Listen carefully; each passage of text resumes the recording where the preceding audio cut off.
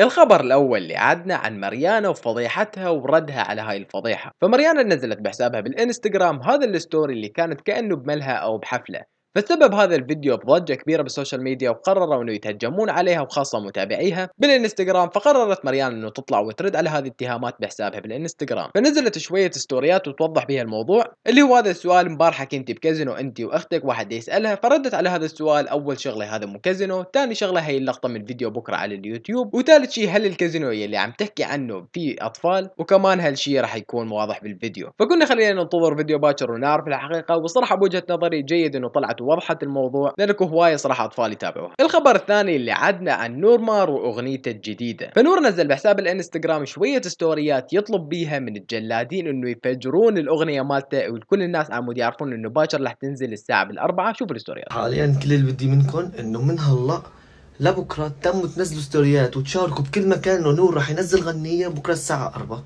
الا دقيقتين. قولوا الساعه 4 انتم، بس انا هدول الا دقيقتين متابعين الاصليين كثير. فيلا يا الجلادين انطلقوا فجروا ونشروا هذا الخبر بكل مكان على مود باكر تتفجر الاغنيه.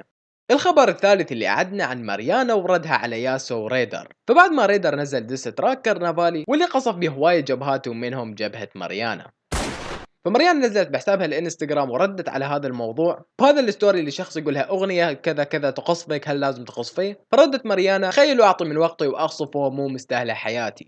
اوكي يا حبيبي، غير تقعد مريانا على اساس اللي حتكسر الساحه باغنيتها. على كل مريانا ما زلنا منتظرين اغنيتك الجديده. اكتبوا لنا بالكومنتات شنو رايكم بهذا الخبر. وبس والله هنا وصلنا نهايه المقطع. اتمنى المقطع عجبكم، لا تنسوا تحطون لايك وتشتركون بالقناه عشان يكون فيديو زي ما قناه مملكه القصص. ومع السلامه.